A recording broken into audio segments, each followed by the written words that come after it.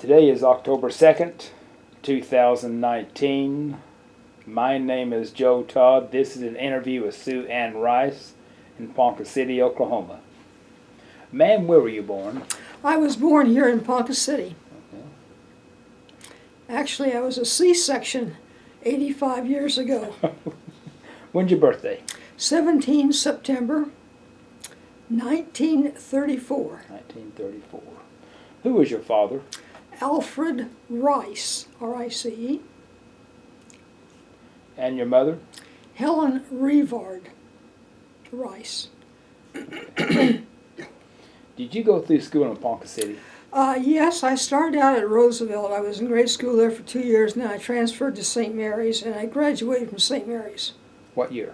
1952. 1952. Who was your favorite teacher?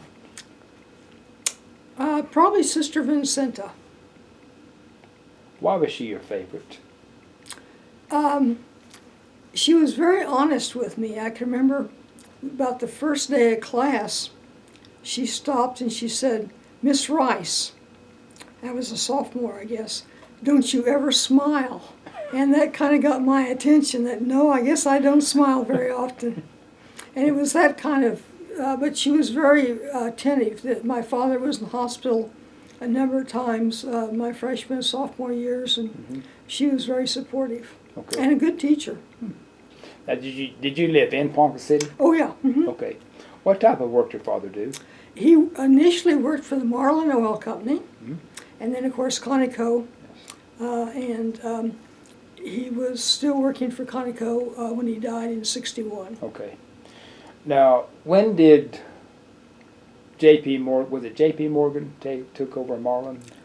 I don't remember whether it was which company, who the big guy was, because there were a lot of, apparently, of the ones that were billionaires or millionaires that were involved. Anyway, when did the Marlin become Conoco?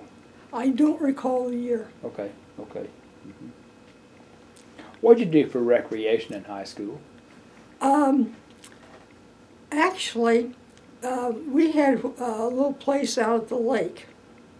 And as soon as Dad got home from work, even during the winter months, Mother would have food ready to take to the lake. Dad drove a Jeep, and we would pile into the Jeep because the dogs could get in the Jeep. And out to the lake we went. And we stayed there until it got dark and then came back. However, I must admit that there were a lot of other things. I was on the basketball team. I played the marimba, and You were on the basketball team? for St. Mary's, yes. Okay. What position? Guard. Guard. This was when you played half court. Yes. Women played half court. Have a good team? No. Now the lake, is that Call Lake? No, Call Lake didn't exist then. Okay. Lake Ponca. Lake Ponca. Okay. Oh, that's the lake here. Yes. Right. Yes. And I remember things when I was quite young. I remember when Lake Ponca was being built. And this was when I was very small. In fact, I was still, you didn't have to worry about seat belts and all that sort of thing. The lake was being built, and Mother and Dad in the winter months, there was just a very small amount of water. And it would freeze over, so people from Ponca went ice skating there. Did you ice skate? Oh, I couldn't even stand up on a pair of skates. Mother and Dad skated. And in fact, Mother was roller skating in 1950. Oh. What were the main stores in Ponca City when you were young? Oh, we had lots of nice stores. There were three men. Well, actually, the Lee's brothers had two stores. Herman Smith, called Smitty, had a good men's store, and then we had a number of good ladies' stores, and these were all individually owned. This is before the chain stores really came in. Good ladies' stores, good shoe stores. And which grocery store did you shop? Monseur's. Monseur grocery store. Monseur grocery store. Mm-hmm. Okay. And actually, Jim Monster was Dad's closest friend. Okay. They were all really like brothers. And his wife was Mother's cousin, Okay. second cousin, I think it was. She was a Denoya originally. Okay. Do you remember when Japan bombed Pearl Harbor? No, I don't. I remember World War II very clearly. I don't have to remember that particular incident. Okay. During the war, did you help with the scrap metal drives or rubber drives? Oh, you collected grease, you collected foil, all sorts of things. How did rationing affect you and the family? Mother was a very good manager, and my grandfather Rice, Ed Rice, had a farm which he leased out, but he saved part of the land, and he had a garden there, everything. Corn, peas, beans, onions, tomatoes, you name it. So for fresh vegetables, and Mother canned then, so we had vegetables, canned vegetables in the winter. And of course the onions and potatoes you could hang up, and Yes. and you had potato bins. So those things kept quite well. Did you work in the garden? My job at that time primarily was to pick peas or beans or break the tops of the onions when they were first coming up. And you put sulfur around your shoes and anklets and everything to keep the chiggers out. Yes. People today wouldn't even know what that is. No, I know. Do you remember VJ Day here in Ponca City when the war ended? I don't remember VJ Day. I remember World War II very clearly. Okay. For instance, at that time, the Navy was training both enlisted men and enlisted women at what was then Oklahoma A&M in Stillwater. And we had the waves, as they were called then, in our house visiting on weekends when they were off. So, and we went down there for graduations and so forth. Okay. So, plus the fact that a lot of Dad's friends were in the military, and they would stop by the house. Okay. Particularly Jack Thompson, who was a tank commander of Company A, and he went into the original landing in Africa. Okay. And was with Patton when they were training in the California desert. So when the war ended, was there a big parade here in Ponca City when the war ended? I don't recall. I Okay. don't remember that at all. Okay. I imagine there was a big celebration, though. What did you do after high school? Well, I went to Stevens College my first year in Columbia, Missouri. And then I transferred to the University of Oklahoma, and I graduated from there. What did you study? Well, at Stevens College, I had 2 semesters of chemistry, 2 semesters of zoology, creative writing, the linguistic habits of modern and realistic writers. No. We're talking. Yeah, I think one of the most valuable courses was a course in humanities by Dr. Dudley. And that we used the textbook that she had written, and it integrated the visual arts, all the visual arts, plus music, plus the written arts. You might study something from Greek mythology as depicted in opera and music, like a symphony, and then in art. So it was an excellent course, and she was an excellent instructor. In fact, she had taught my mother when she was at Stevens, and my chemistry teacher, Dr. White, had taught Mother when Mother was at Stevens. And you received your degree what year? 1956. 1956 from OU. Mm-hmm. Okay. Yeah, I was trained as a secondary high school biology teacher. Okay. You go to the Texas OU games? Yes. Yes. Were they still in Dallas? Yeah. Mm-hmm. Okay. Yeah. At the same time as the fair. Yes. Yes. Okay. Yes. So what did you do after you got your degree? Well, actually, I joined the Naval Reserve Surface Division while I was still at the University of Oklahoma. In fact, February 1954. Now they refer to them as weekend warriors, but we didn't meet on weekends. We met every week Yes. during the week, and then you had 2 weeks of active duty. Now, where'd you meet during the week? Actually, the Navy had training at the University of Oklahoma, so we were still using one of the old buildings that they had had. Okay. Mhm. And I wanted to be a radioman, but because I was a biology teacher, they said, no, you're going to be a Corps wave. So the Navy obviously won out. I had no choice. Where'd you go for your 2 weeks? Well, of course, boot camp the first 2 weeks. That was Bainbridge, Maryland. Bainbridge, Maryland. And unfortunately, I ended up being appointed the recruit chief petty officer, which was not to my liking because that just meant a lot more work. And my drill instructor she seemed like she was extremely tall. Actually, she was shorter than I am. But every time she was chewing on me, I could feel the perspiration running down my back. And the interesting thing was she really got us shaped up. We were really, really good at drill. Mm-hmm. And it so happened that, of course, when graduation came around, we were the honor company, which meant that we were right behind the band. And we had to be inside the drill hole. And everything went fine. We were in company front position. I went forward, did my report and everything. Came back.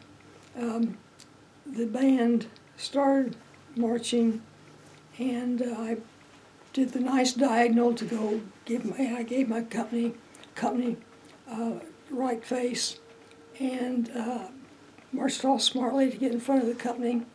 And when the band started moving, I started moving. The only problem was when we turned the corner, I realized that the troops just looked terrible. No one was in formation, and we were the honor company, right straight across from the reviewing stand. And I was not happy. And when we made the turn, everyone finally got in step and everything worked out okay. When we got outside, I was just about to really let it out that I was not happy, when one of the other recruits spoke up and said, "You never gave us a forward march." Fortunately, she said that before I started chewing on him. And I thought I was in charge. I thought I was calm, cool, and collected. I think I was not. Why did you join the Navy over the Army? Oh, well, actually, none of the women really around here were going into service. Mm-hmm. In 1954 and 56, that was not a career for women. It was certainly not in this area and certainly not Navy. But during World War II, as I said, we had the waves in our house. Mm-hmm. And at that time, I became very interested in the Navy. In fact, I had books. I had one book on the history of the Navy. I had another book that was all the uniforms of all the services with the rating badges and the insignia for the officers and so forth, and another book on ships of the Navy, and another book on codes, including semaphore and Morse code, and I learned basics of semaphore and Morse code, and I had, each book was numbered, and I studied each book. This was about 3rd grade, maybe 3rd and 4th grade. Each book was numbered, and I studied them, and Dad taught me the Manual of Arms. And so I was really interested. And then when we got, actually the senior year, I applied for a college scholarship from Conoco. They had started giving out 5 scholarships the previous year. And any child whose father or mother worked for Conoco could apply for a scholarship. And you listed your first 3 choices for occupations. And my first choice was teaching. My second choice was medical technology, and my third choice was military. And I did get the scholarship, and after I received the scholarship, I found out that Oveta Culp Hobby, who had started the WACS during World War II, was on the selection board. So I think my putting down military might have had something to do. I don't know that it had anything to do with selection. Mm-hmm. But what was the name? Oveta Culp Hobby. Oh, Hobby, yes. Mm-hmm. Okay, yes. Yes. Mm-hmm. Of course, we didn't know who was on the selection board until afterwards. Yes. Mm-hmm. But I had a renewable scholarship each year for Conoco then, Okay.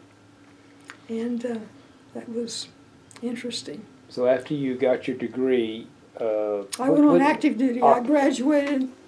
I can't remember I think the graduation was in May. I went on active duty early June. June of '54. No, 56. 54 is when I, 56, yes. yeah, I'm 54 is sorry. when I went to boot June camp. '56, yes, yes. 54 I went to boot camp, and then the next summer I was at the hospital in Corpus Christi. Yes, okay. What did you do at the hospital in Corpus Christi? Well, actually, since it was only a 2-week training period, I rotated among the various services. Okay. And it was interesting. I definitely realized that was not my cup of tea. So when you went on active duty, where did you go? Well, the only way a woman could get a commission at that time was through Officer Candidate School. So I went to Officer Candidate School in Newport, Rhode Island. Newport, Rhode Island. Newport, Rhode Island. Right. Mm-hmm. How did Officer Candidate School compare to basic? Or boot camp? Well, and the other thing I have to make clear is Officer Candidate School at that time was divided into Officer Candidate School for women and Officer Candidate School for men. Both were at Newport, Yes. but separate area. Mm-hmm. I think the fact that we were college graduates, of course, meant that we were older, and so that was one difference. And we were definitely going to make we were going in for active duty.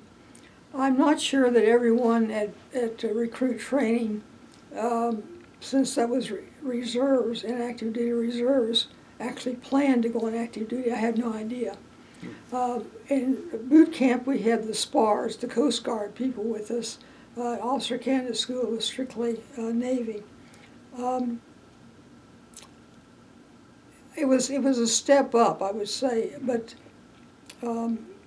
still demanding. Not as demanding as I didn't find it as demanding as boot camp. I didn't ask. What's your most vivid memory of boot camp?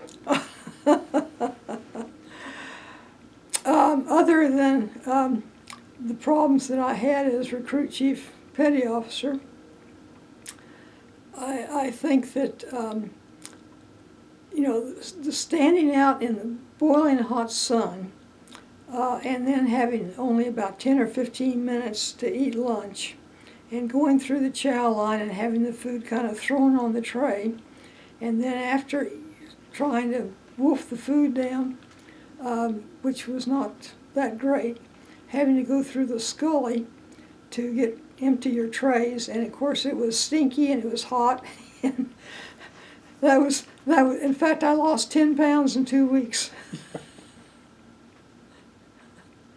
Yeah, my uniform didn't fit when I left.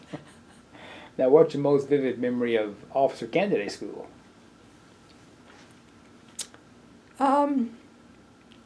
I think being the commissioning, and I can remember when we received our officer hats ahead of time before actually being commissioned, and standing in front of the mirror and trying on our officers' hats, and knowing that we were going to be an officer and be commissioned. That was a very impressive time. We had excellent instructors and good courses. Mm-hmm. And there were some amusing things that came up, and again, I ended up, we rotated on being company commander, but then for graduation, the troops elected the company commander, and I was elected to be company commander. And it was, as I say, the commissioning was certainly the most impressive time. What type of classes did you have in OCS? What type what? Classes did you have at OCS? You had lots of communications, including crypto, ships, aircraft, and weapons, which was really being able to identify the different ships, knowing the weapons and so forth. Personnel, administration. We had a little bit of military law, I think, but I'm not certain. And of course, we had drill. I think that's about it. Don't remember anything else. So you were commissioned in ensign? Yes. Ensign junior grade? Well, you don't have grades in ensign. Ensign, it's in the lieutenant that you have. Okay, junior grade, okay. Yeah. Well, I'm Army, I'm not Yeah. sure. Yeah. No, ensign is Okay, the okay. same thing as a shave tail. Okay, so when you were commissioned ensign, where'd you go? Well, it was interesting. They were doing an experiment or trying out a program for temporary additional duty at Office of Naval Officer Procurement. 5 of us were selected to go to offices of Naval Officer Procurement. So I reported aboard at the office in Dallas, Texas. And that was, as I say, temporary additional duty.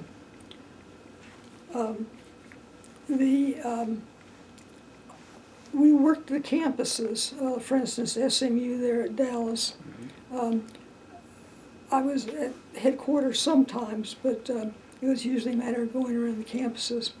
Fortunately, I happened to be in Dallas when they were honoring the women officers, all military women. And they had an open house for us, and I can't remember whether Mrs. Marcus gave it or whether Mrs. Neiman gave it.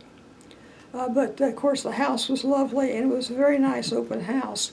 And then after that, we were all guests at a concert by the Dallas Symphony.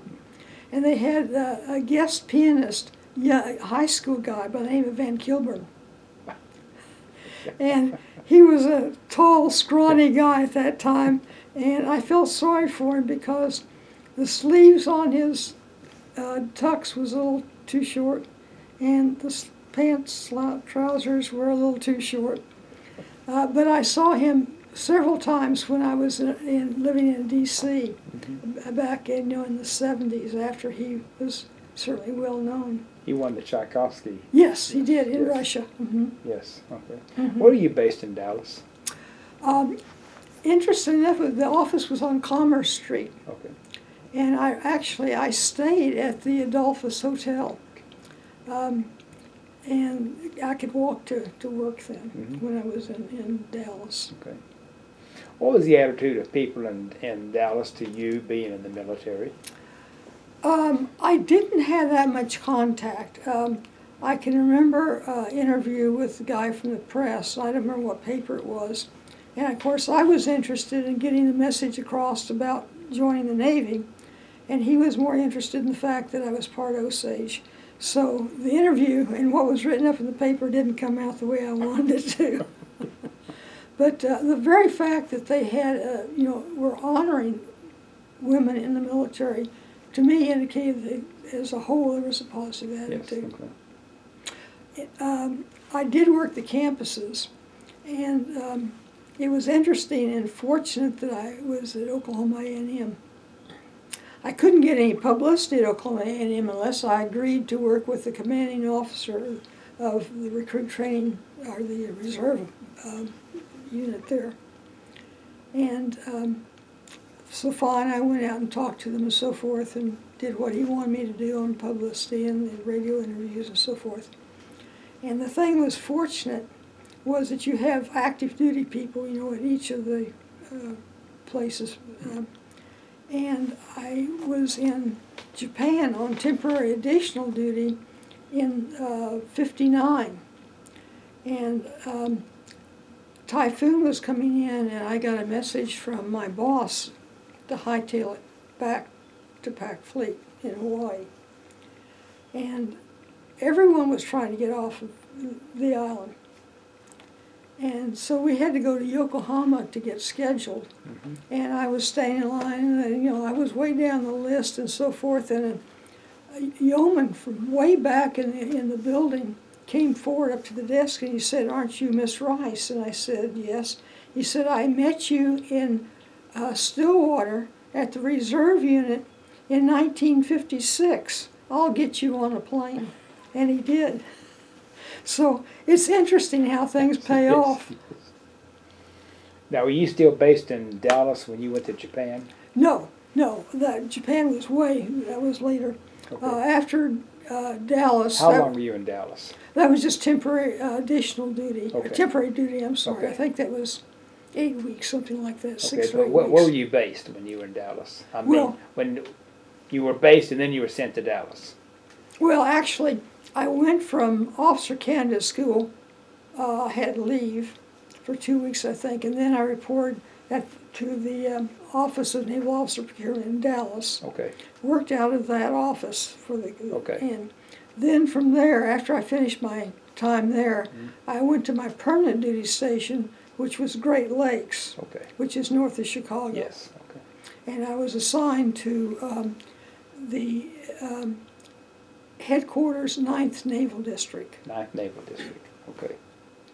Now, 9th Naval District included 13 states. So I thought I would be going to communications. Fortunately, I didn't, because that would have been a dead end, and it would have been something I would have hated anyway. But I ended up in the reserve unit, and my boss, Commander Wheeler, had been in the Navy before World War II. He'd been in the Navy longer than I had been alive, and this was his first shore station. All the rest had been sea duty.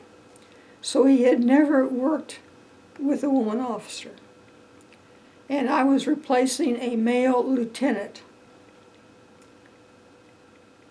who had had 7 years of sea duty. And he was getting a woman fresh out of officer candidate school who had never even been assigned to a ship. In fact, women couldn't be assigned to ships except nurses for hospital ships. And he didn't know what to do with me. I mean, here I am, fresh caught. And so I didn't even have a desk. And I hung out back in where the testing facility was. And after I gave me about 2 weeks where I had nothing to do. So in 2 weeks' time, I studied organization charts and studied the different instructions, directives, and so forth. And Commander Wheeler came back one day and asked me a question. Well, I knew exactly where to go to get the answer. I had been studying for 2 weeks. And so that kind of surprised him. And shortly after that, he moved a commander to the billet, different billet, and gave me a full commander's job. And a full commander, you know, is equal to a light colonel, lieutenant colonel. And I was an ensign. And that meant I was responsible for the testing for promotion, advancement for all the enlisted in active duty in the 13 states of the 9th Naval District, plus running 2 schools for reserves, and also for those active duty people that were responsible for reserve centers. And I had a whole lot of interesting collateral duties. I was on the physical evaluation board, and I was on the on the court martial board, usually general court martials. We had some really interesting cases, for both physical evaluation and the general. And then, of course, you always had a duty assignment. After your regular working hours, you know, you stood the duty. And mine was in communications initially. And in fact, I was in communications when the first Lebanon crisis happened, and I had to be on leave, and I was called back from leave because we were going into Augmented East procedures. When was the first Lebanon crisis? That must have been 57, I think. 57, Yeah. okay. You said you had interesting cases in the general court martials. Oh, yeah. What were some of the cases that came through? Well, one of the cases was a young man who was from Texas, and he was being tried for desertion. And they had picked him up in Oklahoma City, and I was seen on the case, and there was no question about the fact that he'd gone over the hill, but we got to the point of, after you find them guilty of the particular offense, you have extenuation, mitigation circumstances before you do the sentencing. And this is where it got interesting, because he had gone home because both of his parents were either, I can't remember, they were in the county jail or prison or what it was, and no one was at home to take care of his younger brothers and sisters. And so he couldn't get off as soon as he wanted to on leave, so he just took off to go home to take care of his younger brothers and sisters. And the prosecuting officer said, "You said you were taking care of your brothers and sisters, but you were arrested in Oklahoma City, is that correct?" Silence. And he looks at his defense attorney, and Bill Lyle is busy writing. And so finally he says, "Yes, sir." And the prosecution says, "Well, how could you take care of him when you didn't have a job?" Silence. Finally he said, "You didn't have a job?" And the man said, "No." And he said, "Well, according to the report, when you were arrested, you had thousands of dollars. How did you have thousands of dollars?" Silence. This was when Oklahoma was dry, and he was running booze from Texas into Oklahoma and making thousands of dollars, and that was the same kind of occupation his parents had been in. So he was just following in his father and mother's footsteps. But anyway, we had another interesting case. Was a guy that had gone over the hill during World War II. Desertion in World War II during war is pretty serious. Mm-hmm. And what had happened, that he had turned himself in Colorado just shortly before the court-martial. So here from World War II to 1957 or 58, I don't remember when the case was being tried, he had been living in Mexico, had a family, job, and everything. But what had happened, his father was dying in Colorado, and his father would not be happy until his son did what was right and came back, gave himself up. So he gave himself up, and of course was being tried, and basically he did, dishonorable discharge, forfeiture of all pay and allowances. But the time that he had already served in jail counted as prison time, and so that was it. There was no point in giving him anything on that. But those were some of the, and there were some other interesting cases. Cadillac Sam and Choker Pete. I'm sorry? Cadillac Sam and Choker Pete were their nicknames. These were guys that were pushing recruits, and they were basically crooked. And they got as much as we could give them. So, how long were you based at Great Lakes? Our initial tours were 2 years. Okay. And then from there I went to headquarters SINCPAC Fleet.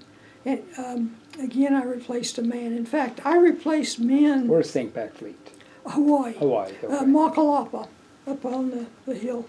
What island is that? Is that on Oahu? Oahu, yeah. Okay. Right, overlooking Pearl Harbor. Okay. Yeah. And in fact, this is true, something I think I need to point out. The situation for military, particularly women, at this time was very different. For instance, the highest rank that a woman could have was commander. If you did not make lieutenant commander in 12 years, and sometimes you get an extension of 13 years, you were automatically out, severance pay, no chance to retire. If you became pregnant, even if married, you were immediately separated. So far as pay was concerned, there was no attempt to be competitive with civilian life because we still had the draft for the men. So, and women could not, for instance, when I came in, the limit for the number of enlisted women on active duty was 5,000.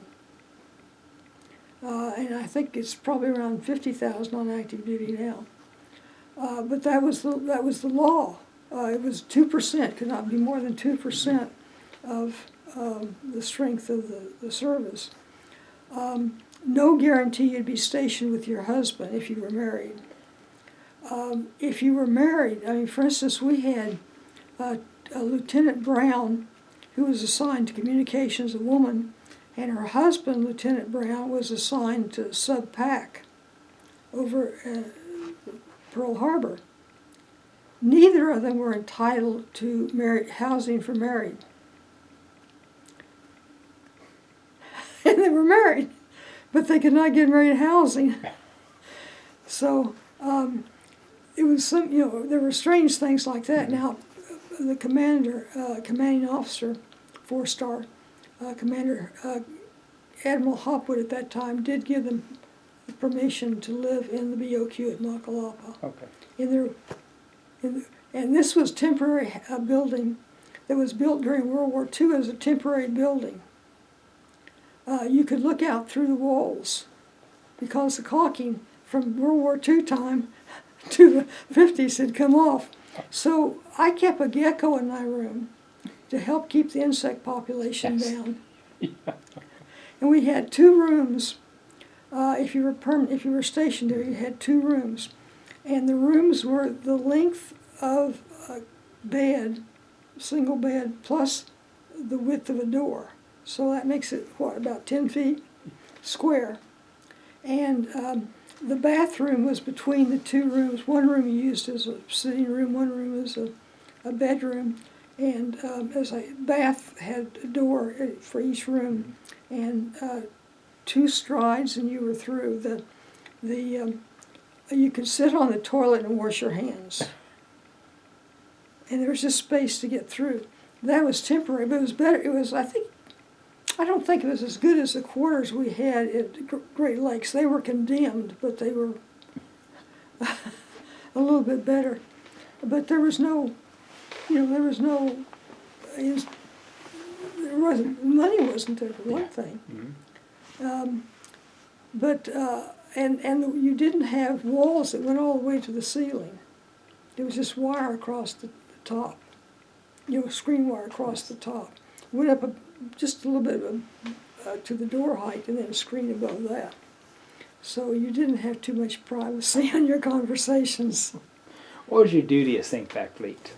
I was the administrative officer for the logistics division. And that meant that I was administrative assistant to the fleet logistics officer and the assistant chief of staff for logistics, as well as being in charge of all the enlisted in the division and top secret control officer for everything that came in, messages, as well as, what the messages were basically teletype. Yes. As well as correspondence and books and so forth. Now, did you have a top secret clearance? Oh, yeah. Okay. Yeah, actually, I had top secret clearance even when I was at Great Lakes because I was on the crypto board. Okay. So from Great Lakes on, I always had a top secret clearance. Okay. And sometimes special clearance in addition to the top secret. Okay. But it was a very interesting time because this was when we had the U-2 incident. And the half of the staff had already gone to the emergency location site for a drill when the U-2 incident happened. And so they went from drill status to our emergency status. And that was really pretty darn serious. What's the difference between the regular status and emergency status? Okay. About half of our officers went to the emergency relocation site. Which is where? It was still on the island. Okay. Actually, now I think they probably have signs saying, but at that time, it was in a tunnel. Okay. You got lots of tunnels on Hawaii. Yes. And the tunnel was big enough that you could take a railway car into it. Okay. And it had great big iron doors as protection. Mm-hmm. And all the services were at the same emergency relocation site. So basically, everything could operate from this underground location, which at that time was classified. As I say, now they probably have signs saying, come tour the emergency relocation site. Now, what did you do during the U-2 incident? Actually, I was still at the main office with the other half of the staff, Okay. handling the messages. So they came to both places. Mhm. But we had to carry on our normal duties too, because you still had ships at sea that Yes. had to be taken care of, Mhm. and you still had all the bases that had to be taken care of. Was there a chance that we were going to get into a fighting war with the Soviet Union over this U-2 incident? Oh yeah, there was a big chance. Yes. Yeah, and we were getting lots of Zulu message, the highest speed on Yes. messages. And then we also had the two Laotian crises, which was the precursor really to Vietnam. Yes. And What was the Laotian crisis? What happened there? well, the basically Laos, we had troops, that were already stationed in Laos in the MAG units, as well as MAG units, of course, in Vietnam. Mhm. And this was when the communists were getting pretty hot and heavy, and in fact, all of the MAG units were ordered to destroy all their classified material and destroy their crypto gear and so forth. We actually had, at one time, Marines that were ready to board the ships, and they were standing actually on the dock ready to board when we got a stand down on it. Of course, you break out your emergency plans that covers everything from how many K rations do they need, to how many body bags do you need, to how many rounds of ammunition. And after the first Laotian crisis, then you have your study afterwards of what we did wrong, and so you revise everything. And those books were, for the logistics plannings were inches thick. And so after every one, we had to redo them or retype them. And of course, you didn't have computers then, so everything was typed and copied on. Actually, you put it on mimeograph, and mimeograph machines had to be operated. And so he came out with a new book, and then we had a second Laotian crisis, and we had a breakdown after that of what we did wrong. So all and on we went. And when you had Laotian crisis, normally our working week was 6 days a week. We normally work 6 days a week. But of course, during crises, you work 7 days a week and right around the clock. Mm-hmm. But when was the Laotian crisis? I can't remember the dates on those Laotian crises. Actually, there was a third one, I think, after I had left, and I was transferred in January of '61. Okay. Now, when were you in Japan? Okay. That was just temporary additional duty, and that was really an orientation tour. Okay. So I left on the 16th of September, and I crossed the date line, of course, on the 17th of September, my birthday, and landed at Atsugi in the wee hours of the morning. And, of course, they knew that Lieutenant S.A. Rice was coming in, but they didn't know Lieutenant S.A. Rice was a woman. And the guys in the office had landed there many times, and they told me there were quarters for women. Well, when I landed and the duty officer came out to meet me, he was in a bind because they had never had quarters for women. And here I was arriving in the wee hours of the morning and no quarters. So he said, well, I can stay up all night and you can have my quarters, but that wouldn't have really solved the question. So he did some scouring around and found out that the Army had quarters for women at Camp Zama, which was, I don't remember how many kilometers from Atsugi. But he got a Japanese driver for me to take me to Camp Zama for the quarters, and we went to the gate, and there was couldn't get in. And we went to another gate, and we could get in, and we could get to the building, and got a key to go back to the other place, and there was no one up in quarters. In fact, I got the driver to take me in and help me because all the furniture was piled on the bed, and I couldn't move chest of drawers and things like that. So he got them off the bed, so I at least had a bed. I didn't have any linens, but I fortunately had brought it was September where it could get pretty cool, so I had, for my civvies, I brought a big stove and I used that in my raincoat to sack out. What year was this?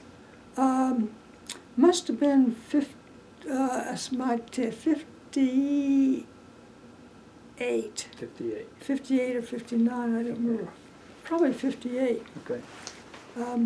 So anyway, the next day I found out that, I was used to officers' quarters having someone on duty, at the desk. And you checked in and they showed you a room that was ready for you. And you had breakfast there the next morning and all your meals were there. Well, this was not the case. I can't remember where we had to walk to get our meals. There were a couple women in the building, and they were civilian teachers. And one of them was a new arrival. But anyway, I did stay there 1 or 2 nights, and then I went to the officers' quarters at Yokohama and stayed there. And those were nice quarters. Now, what was your duty in Japan?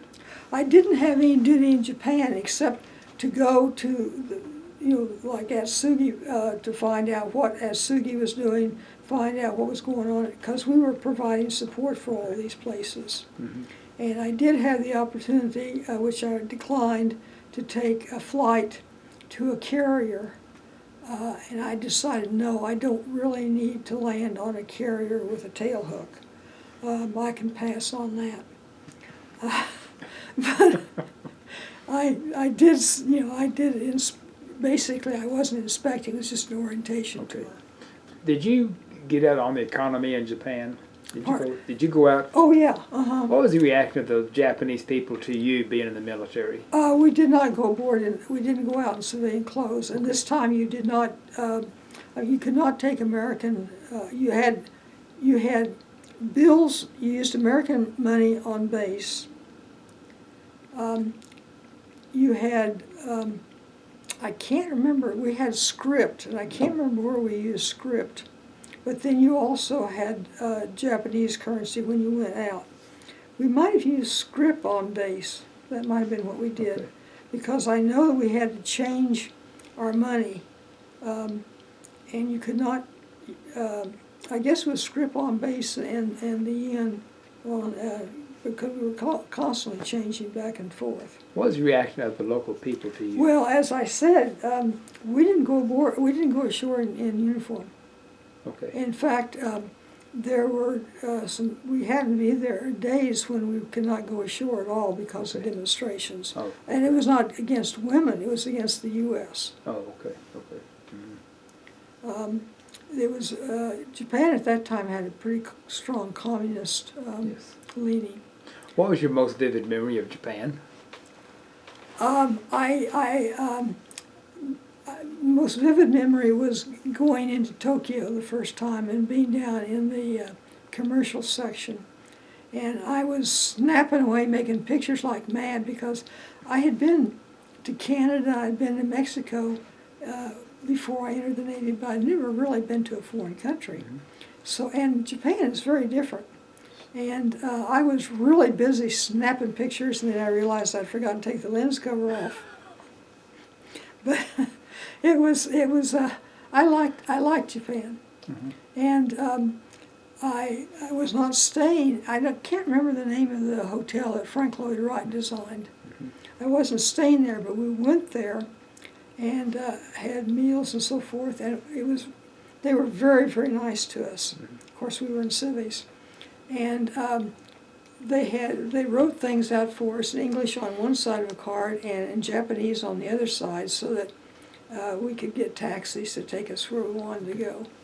Mm-hmm. But the building was lovely, and the people working there were tremendous. Okay.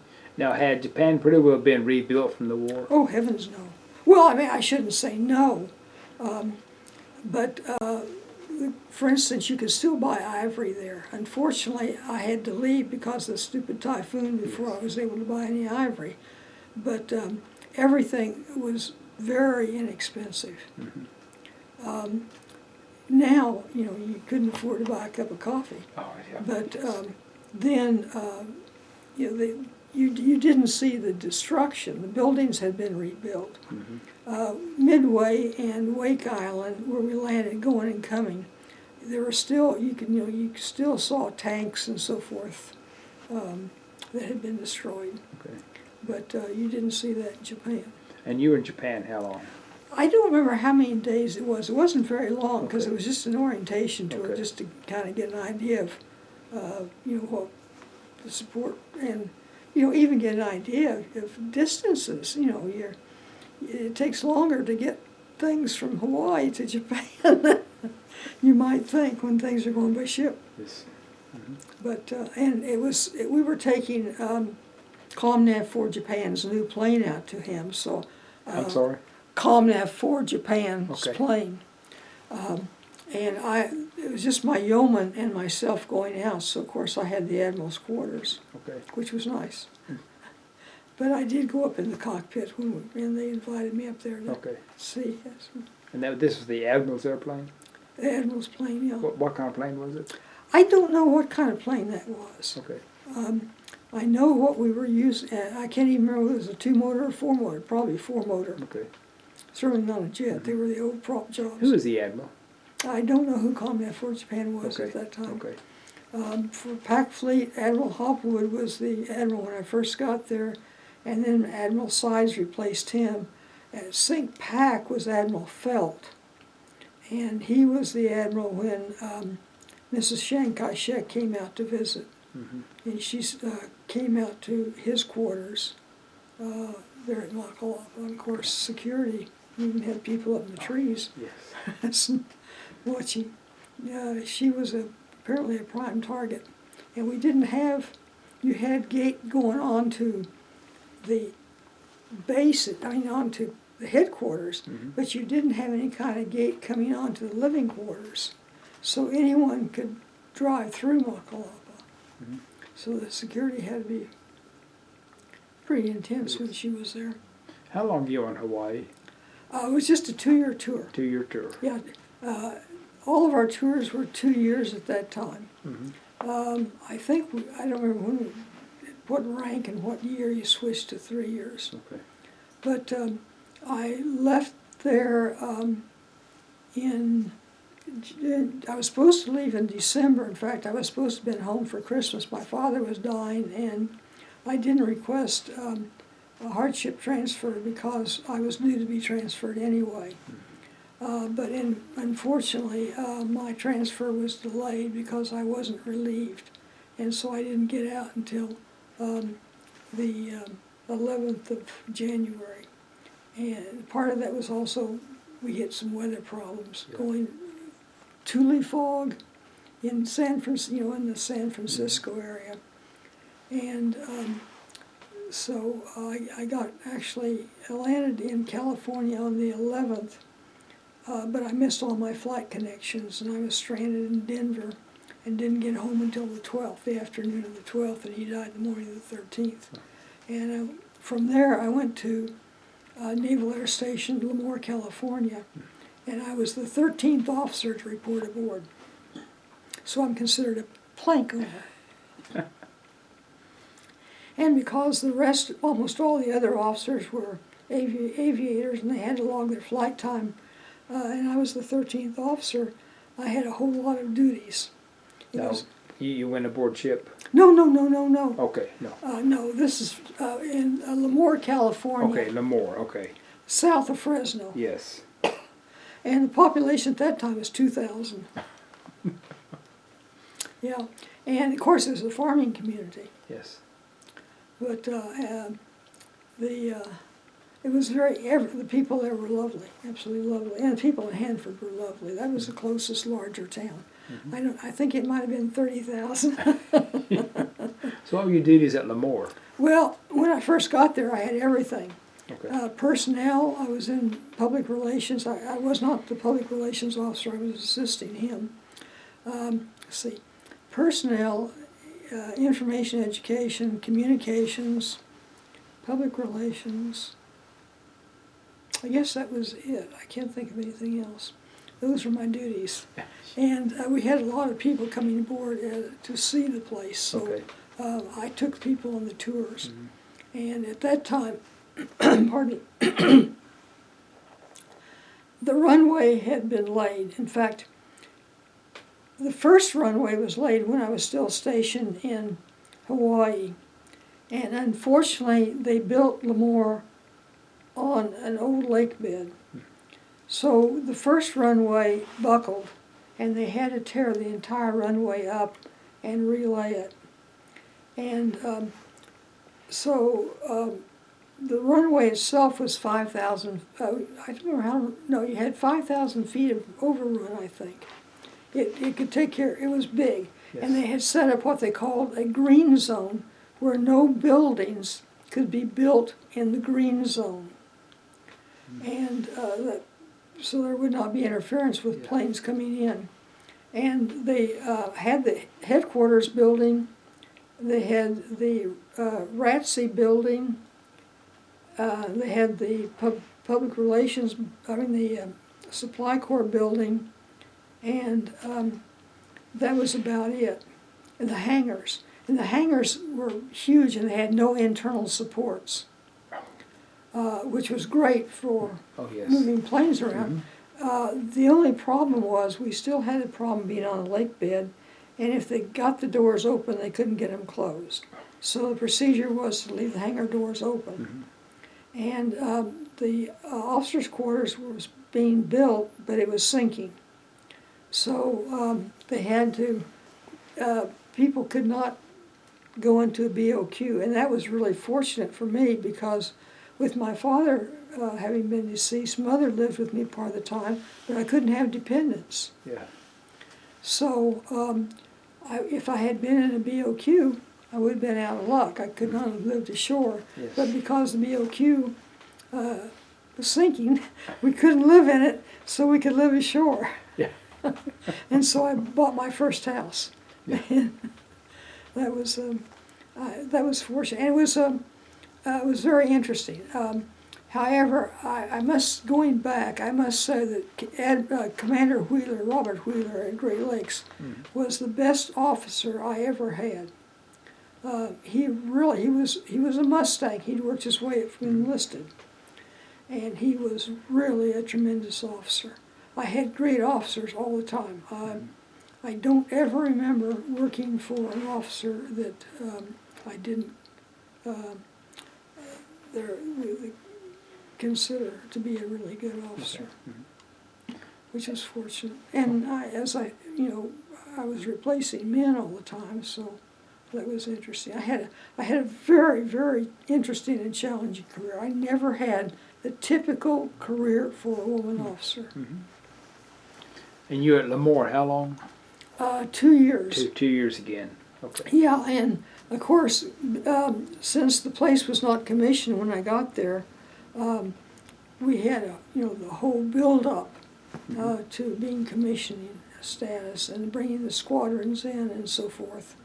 And we had a runway, but we didn't have any planes. We had borrowed a plane from, I think, Moffett Field, and that was just a 2-engine prop job that they referred to as a flying disc. And it was interesting because we had no place to refuel. When we flew to Moffett or Alameda or someplace, we refueled there. And that was enough to get us back to Lemoore and back to one of the other airfields to be refueled. Except one time I remember we were going up, and you had to transfer fuel manually. There was a button, there was a button you could press to automatically transfer, but going up one time they forgot to do it, and the planes, we could hear the motors were ceasing. The props were not turning properly, and crashing was not a good idea. So they transferred the gas from from one tank to another manually, and boy, they were really working that pump fast. And even in Hawaii, I had some interesting flights. One of the volcanoes erupted while I was there, and so it was nice to fly over to see the volcano. Yes. The only problem was our pilot was the supply corps officer, and he was in the co-pilot seat. I said pilot, but he was a co-pilot. And of course, he wasn't a co-pilot. He wasn't an aviator. He was a supply corps officer. And he was sitting in the co-pilot seat, but he couldn't make pictures if we were flying the way we were supposed to be flying and at the altitude we were supposed to be flying. So we flew the opposite direction of what all the tourist planes were flying, and we flew lower. In fact, we got a little bit too low because the bombs, volcanic bombs were dropping on top of the plane. And at that stage, the pilot decided, I think we better leave, because he also, the language that he was getting from the other pilots that were going around the proper way was not something that you would normally hear, and certainly not fit to repeat. So we turned the plane in, and he, of course, did not report that there were dents on the plane. I don't know when they found that out. Yeah. But we coming back one time from San Francisco, my mother was there to meet me because we only had my car. And there was a party that night, so she had come out to meet me. She had gone to the beauty shop and all that sort of thing during the daytime. And as we were coming in, I was the only passenger, and I said, I smell smoke. And we had a co-pilot at that time, and he said, hell, that's nothing, I see smoke. And so they radioed back to Lemoore that we have a fire aboard. And I was sitting back there with those great big earphones on to listen, and microphones so I could communicate with the guys, the pilot and the co-pilot. And the co-pilot said, when we touch down and stop, you get out that back door fast, because we're going to be up your hindsight. So fine. I had been up in San Francisco on official business. I had my briefcase. I had all the work I had done in it. I was in my dress my regular dress uniform, not working uniform, my combination hat, which was very expensive. And so I put on my hat, I put on my white gloves, I picked up my briefcase, and as soon as the plane stopped, I unbuckled the combination seat belt, and I started out the back door, and I came to a sudden stop. I had failed to take off those earphones, and it was like a dog coming to the end of a leash. And hat went flying and everything, but I picked it up and still got out. And my mother saw the meat wagon and the fire truck going out to meet us. And when I got off and went over to her, she was as white as could be. And actually, what had happened apparently was an electric fire. Okay. Because when we landed, they couldn't find any, there didn't seem to be any fire. Everything was okay. But it was an interesting experience. As I say, my mother did not appreciate it. But we did get back, and I got my clothes changed and got to the party on time. Yeah. So from Lemoore, where'd you go? From Lemoore, I went to Women Officer School staff. Okay. And I was the assistant military training officer. And then they decided I was I taught drill and everything, as well as other subjects, including, actually, I'm sorry. I didn't immediately report to Women Officer School. I was reported aboard the day President Kennedy was assassinated to what we call Justice School, which is our military law training school. And even lawyers have to go through that to learn military law.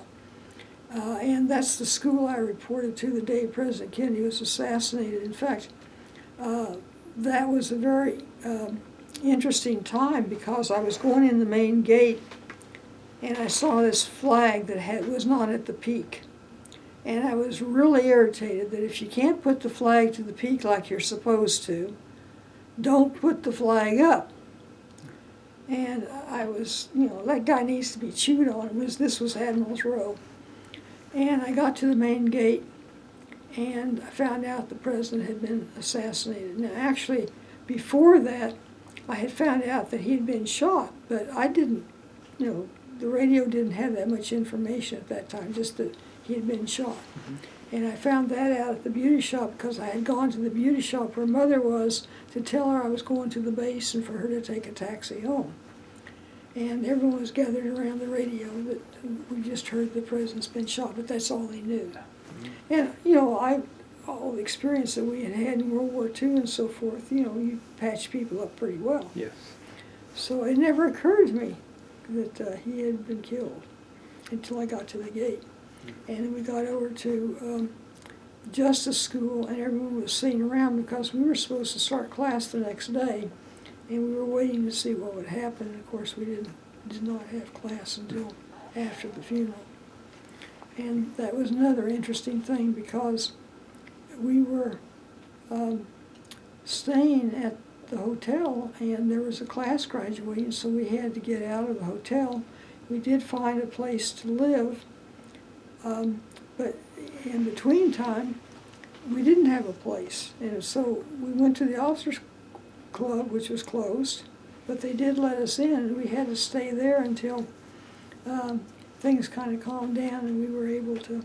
Where is this located, the Women Officer Staff? Oh, that's Newport, Rhode Island. Newport, Rhode Island, okay. Yeah, and I went to Justice School, and that was really challenging. I really liked military law, but it was challenging. I put my notes on tape so I could play them, in the car and when I was dressing and so forth. You spent all your time at the law library. And then from there, I went to instructor training school at Norfolk, Virginia, and I graduated. They actually thought that I was going to break a record that had been set as the highest score by any woman, enlisted or officer, going through in the history of instructor training school. But I was a couple hundredths of a point off of the highest score.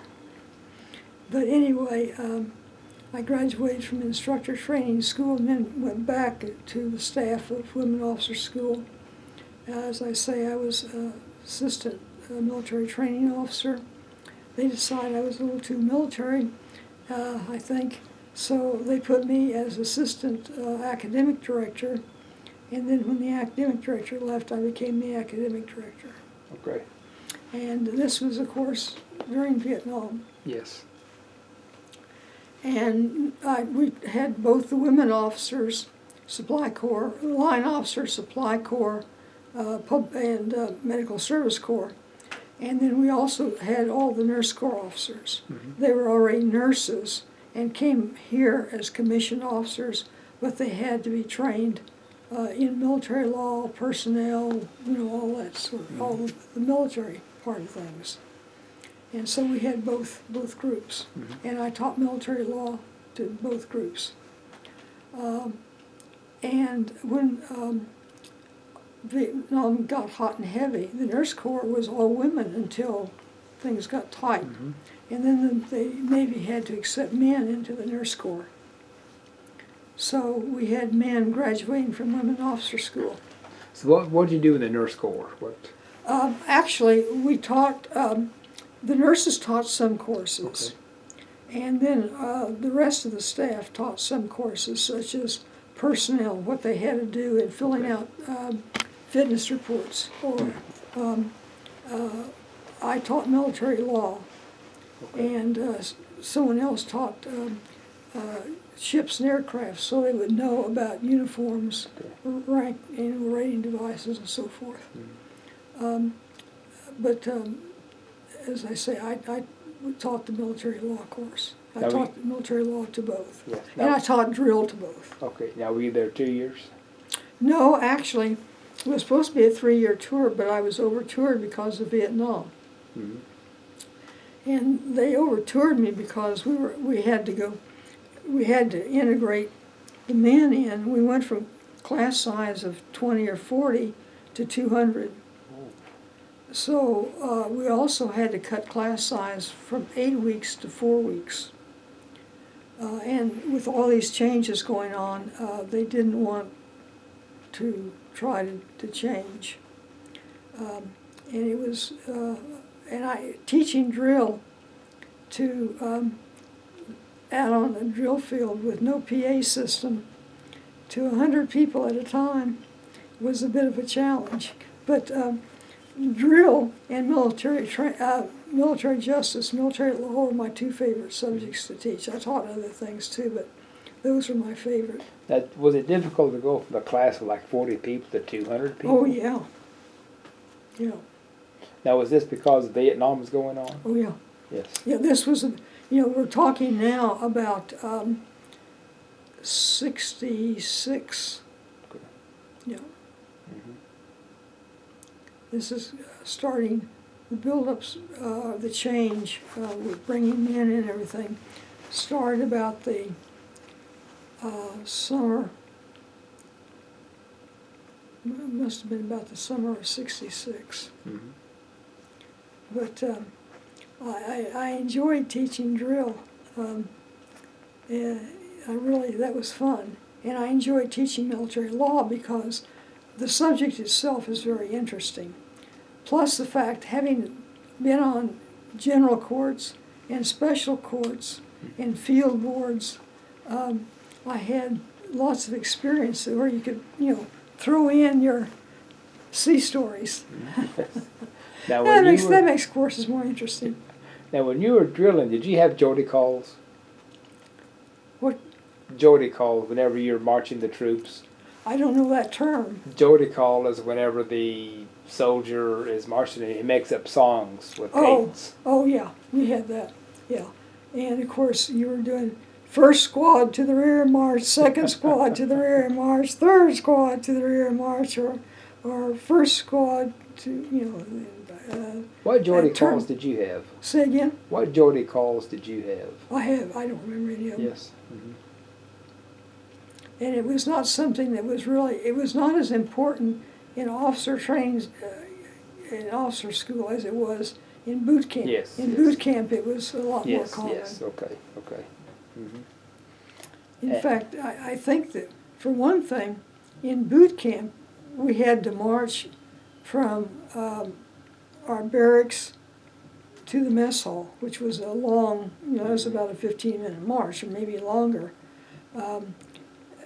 I think it was longer, much longer. And then you had to march to where you had your classes, and that was a long march. I'd like to That ask, wasn't true with Officer Kansas. how had the Navy changed from the first time you joined until you were back at Newport? There had not been that many changes in that period of time. Okay. The 67, I think, is when they changed the law to permit permanent rank of captain in the Navy, bird colonel in the other services, Yes. and also for flag officers. But each of the services could set their own specifics within that. And although I think we started promoting to a captain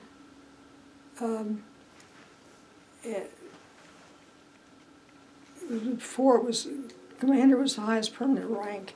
You had one temporary captain who reverted back to commander after she finished her job as being PERS K, which was the head of all the women. But once they promoted women to captain, there were very few that were promoted to permanent captain. The PERS K got a permanent promotion instead of temporary promotion.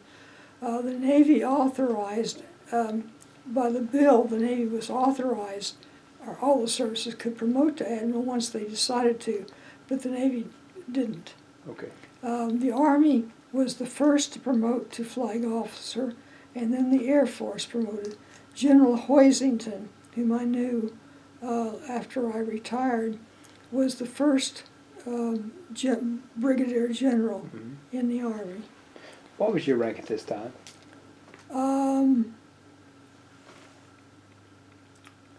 At this time, Women Officer School, Lieutenant Commander, I think. Okay. Mm-hmm. I think that's what I was. I'm pretty sure, because I didn't make commander until I went to AS4 or maybe it was Second Fleet. I guess I was a Second Fleet when I made commander. Okay. And the Navy did not promote to admiral until I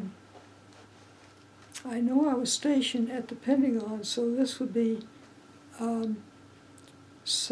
I think it was 8 years after the law was passed that the Navy promoted. Fran McKee, who was my boss when I was my second boss at Women Officer School, was the first Rear Admiral, lower half, for the Navy. And then Margaret Brewer was the first Brigadier General for the Marine Corps. And I think it was 10 years from the time that the law was passed to the time the Marines promoted Woolen to a brigadier. Okay. But anyway, from Women Officer School, I went to the computer field. Okay. And this was at the Navy Yard. But I had seen my first computer, a Univac 2, when I was stationed at Great Lakes. And that's the computer you could walk into. Yes. The vacuum tubes were on the outside. Yes. And that was interesting. Now, Then where's the Navy Yard? The Navy Yard was at Great Lakes. Okay. Okay. I'm sorry, Navy Yard. Navy Yard's in D.C. D.C. Okay. Univac 2 was at Great Lakes. Okay. And then when I was in Hawaii, logistics, one of the things we had to do was keep track of nuclear weapons and all the component parts. And it was all done by hand because we didn't have computers then. Yes. We were just going to computers. And at that time, everything was programmed in machine language. Mm-hmm. And the first programs were to keep track of the satellites. And the second programs that they were developing were to keep track of nuclear weapons. Now, is this all nuclear weapons or just in the Navy? No, we were just keeping track of the Navy. I don't have any idea what the other services were doing. Okay. And probably the Marines were as far behind as we were. Yeah. But since I was in logistics, and logistics had the responsibility of keeping track of nuclear weapons, I had to work with a guy who was doing the programming for keeping track of nuclear weapons. Mm-hmm. So that really also stimulated my interest in computers. Mm-hmm. And I would like to have gotten into computers. I started requesting it when I was being transferred from Lemoore. But they said at that time you had to be a math major to go into computers, any of the computer assignments, and I wasn't a math major. So I went to Great Lakes. From Great Lakes, I did get into computers because I took computer science courses from the University of Rhode Island and also Army correspondence courses. So even though I still wasn't a math major, I could waive the course completion scores at them. And so they let me in, and I was teaching machine language and also a compiler course at Naval Command System Support Activity. And that was the command that was writing software programs and training programmers and operators and maintenance people for all the computers the Navy used. Okay. So the one I was training for was a shipboard computer, a Univac computer, 642, and normally a 642 Alpha, and then it was a 642 Bravo. And these were aboard ship. And at that time, as you recall, computers put out a lot of heat. So the computer actually had a water jacket around it to keep it cool. And I taught machine language and the compiler language. And the compiler language I was teaching happened to be for a ship that was also used for the emergency relocation site for the president. Okay. At that time, he did not have the underground facilities or even the big aircraft that came along later. It was shipboard. He went aboard a ship because we didn't have, at that time, they didn't really have, at the time they started, they didn't have the satellites. And the ocean's a pretty big place, so it was considered pretty safe.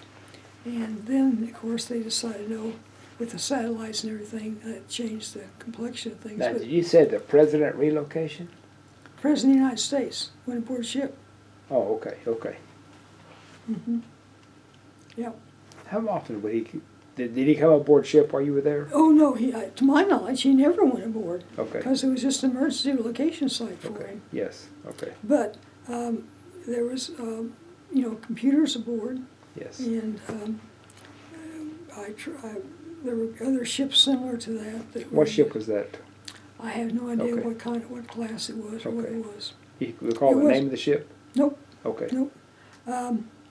I think I went aboard the ship once, but I'm not even sure I ever went Yeah, aboard it. okay, I kind of vaguely remember going aboard it once. I know when I was in the war, I went aboard carriers. And when I was at Women Officer School, I went aboard destroyers. And I think I went aboard a cruiser. In fact, we took the nurses, all the officers out aboard for a day cruise on destroyers just so they get an idea what they were like. And of course, when I went to Hawaii on an MSTS ship.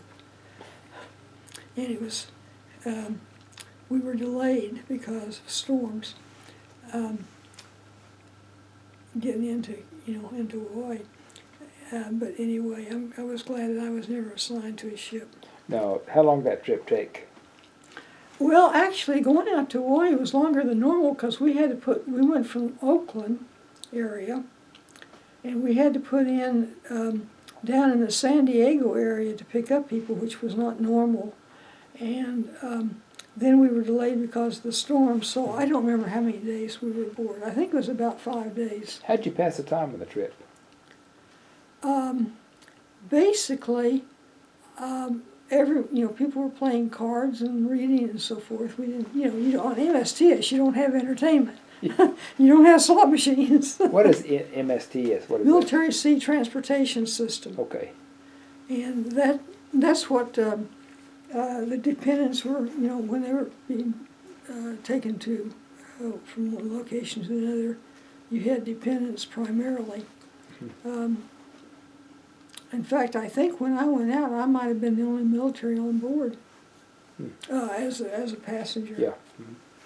Where were your quarters on the ship when you went to Hawaii? Well, you shared quarters. There were bunks, single bunks, and you shared quarters with someone. I took the upper bunk. Very small quarters. You did have a private bath, which was interesting at night because when you flush the toilet, you see all the fluorescent water. Yeah. It's kind of interesting. Yeah. And it seems to me there was one chair in the room. Okay. But And you shared the room with what? with another woman, yeah, Okay. with a civilian. Okay. Mhm. How long But you? with the ship, it was the storm was kind of interesting because, you look out the porthole and you could see nothing but water, and then a few minutes later you could see nothing but sky. And when we first left, the people were going to mess hall, and later on there were only about 3 of us that were. Seasick? Everyone was seasick, yeah, including, unfortunately, the person that shared my room with me, or quarters with me. But the cruises out of Women Officer School, that was just aboard a destroyer to let them Yes. know, and they did a man overboard drill to give them an idea of, something that was kind of interesting.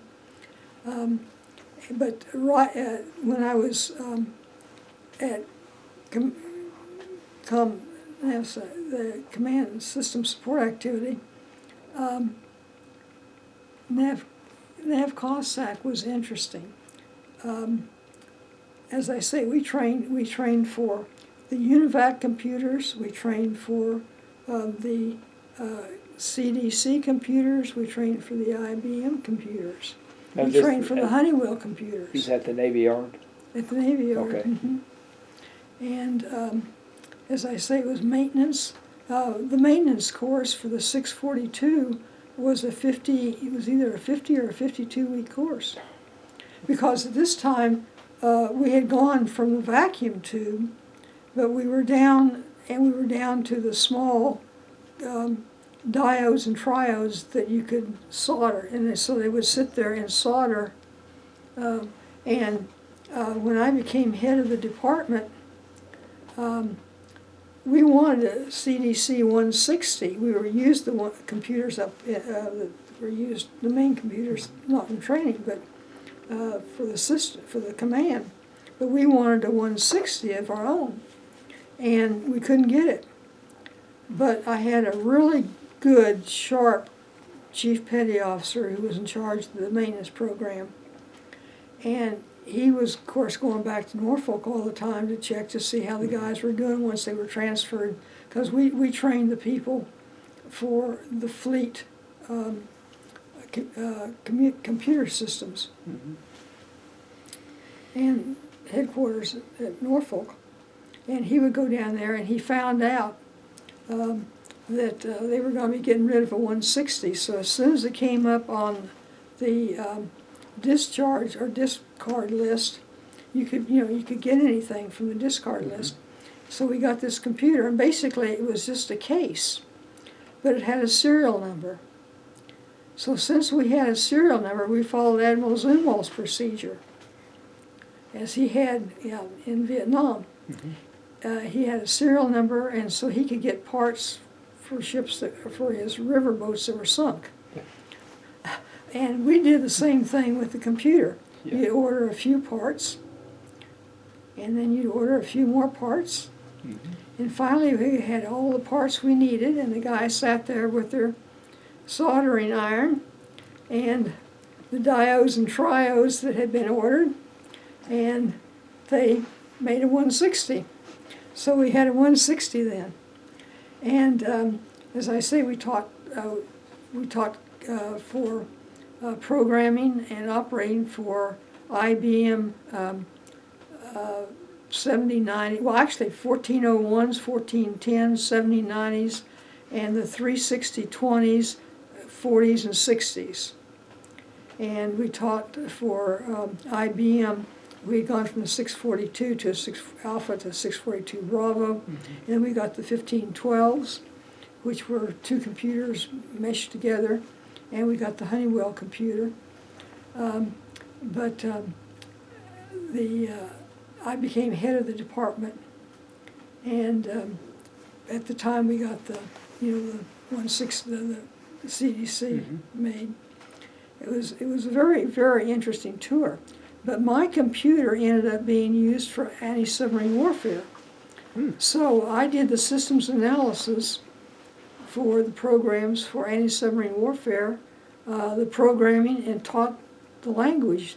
How do you use a computer for anti-submarine warfare? Well, you get information about the location of the submarine and the acoustic information on it, and then you feed that in the computer to process, because you have multiple location information coming in, and also you were also using it for your supplying information. So we had to be trained in anti-submarine warfare, because I didn't know anything about the different sonar buoys, the capabilities of the sonar buoys, the range of a sonar buoy, the different patterns a sonar buoy can use. So we had to learn all that, and in order to write the programs. And at the place where P3, which was the old Connie Constellation plane, P3s were used for anti-submarine warfare. Okay. And you have different locations for the anti-submarine capability. In the U.S., we had one that was up, it was in the area of Newport, and right now I can't remember where it was. But you had them in different locations, like Sicily and also Iceland. And Iceland was very important because the Russian submarines had to go past Iceland in order to get to the Med, or in order to get to their stations off of our coast. The Russian submarines had operating bases just outside of missile range off of our coast. And so, we were constantly monitoring those. And that was done with the big computers. But the 642 was used for the other locations. And since we had been involved in all this, we had to install the computers then at Iceland, and that included installing the software and checking it out and everything. And that was very interesting because at the same time we were trying to install, there had been exercises going on, and then all of a sudden the Russians deployed forces that they didn't normally deploy. I was fortunate because I was the only woman. So I had a room and a bunk all to myself. The guys were hot bunking it. And if they had to be working when it was their time to be in the bunk, that was too bad. They just didn't get a bunk that day. And we didn't even have a place to sit. There were so many around that we were actually sitting on the floor to do reprogramming and check things out. And then it really got hot. The 6-day war broke out in Israel. Yes. And at that stage, fortunately, we had finished our installation of the software, and we left. That was 1967? Uh-huh. Okay. I think so, yeah. But it was very interesting. And it was, anti-submarine warfare was where the action was at that time because, as I say, the Russians were very involved in their procedures in the Med and operating off of our coast, and we definitely had to monitor that. And it was not only the submarines, they sometimes had cruisers in the Gulf of Mexico. One of the things that people don't realize, when the Russians pulled their missiles out of Cuba, they did not destroy their submarine base there. So they still had their subs operating out of Cuba. And as I say, we had Russian cruisers even in the Gulf of Mexico. So we were busy tracking the submarines, and that, as I say, that to me that's where the action was. Oh, yeah. So that's why I requested duty at the staff of the Commander Anti-Submarine Warfare Forces Atlantic. And they were a little hesitant about taking a woman officer because they thought that I was just trying to break the ice, or Yes. And that wasn't the case at all. I was really interested in the anti-submarine. Now, how long were you at the Navy Yard? I reported aboard in '66, and I think I left in '70. Okay. I could be wrong on that. It was interesting. I actually wanted to stay a little bit longer, but then this came up, so I didn't. But we were at that time doing the software. All the services were working on the software for the Worldwide Military Command and Control System. And we went to the Honeywell computer. And before that, we had people, of course, over at the Pentagon that we had trained. So I frequently went over to the Pentagon to check to see how things were going, and dropped down. The Admiral Vasey, who had been one of my bosses when I was at St. Pac Fleet, was, and I don't know what his billet was, but he was the officer that kind of ran things for the Joint Chiefs of Staff. And he, this one day when I went over, I dropped down to see him, and he said, "Well, Sue, I don't know how long we're going to be able to chat because I'm waiting for all the admirals and the generals to come over to the tank." And I said, "Oh?" And he said, "Yes, the Pueblo has been captured by the North Koreans, and we're having a classified get-together, and I've got to get things ready." Or everything was ready, but he was waiting on them. So it was kind of interesting. That's when I found out the Pueblo had been captured. Yes. What did you think when you heard the Preble being captured? Well, that was not good news. And I wasn't even thinking of the fact about the crew being held. The fact that U.S. troops and a ship had been captured is not good news. Because I was in Vietnam when that happened. Were you? Yes. Yeah. Now, did you go to the Atlantic? Were you requested to go to the? No, actually, Command's Foreland was at Norfolk. Headquarters was at Norfolk. Okay. And we had daily briefings and everything, and then we were monitoring. At that time, I could not have two tours in computers, so I went into operational analysis. Okay. And I was doing the operational analysis on the Russian nuclear-powered submarines. And that was very interesting because as I say, we didn't have that many women officers, and I was not in the normal routine. And I had requested to go to a lecture that Admiral Bennett, who was Command's Foreland, was giving at the Naval War College. And they made a mistake. The request to attend a course somehow or other got mixed up with requests for people to attend the anti-submarine warfare school. Mm-hmm. And that school was for prospective commanding officers and executive officers. Well, first of all, I couldn't be there because I couldn't go to sea. Yes. And we weren't in aviation either. So I don't know how it happened, but anyway, I got orders to Command's Foreland School. And I called the school and said, hey, I think there's been a mistake. And the guy at the other end was a little confused too, because he wasn't sure what kind of guy he was talking to. And I explained, women, and then when I said women, he relaxed a little bit. He said, well, you received the orders, and the orders were signed by Admiral Bennett, and so you're coming to AS Foreland School. And it was the best thing could have happened to me, because I really learned about anti-submarine warfare. Yes. We started out with snap tactics the first thing every morning. About what? Snap tactics. This was just a real fast thing. Okay. Okay. You came in, you got what the sea conditions were, you got the range of the day for your submarines, both the radar, for the sonar systems, Mm-hmm.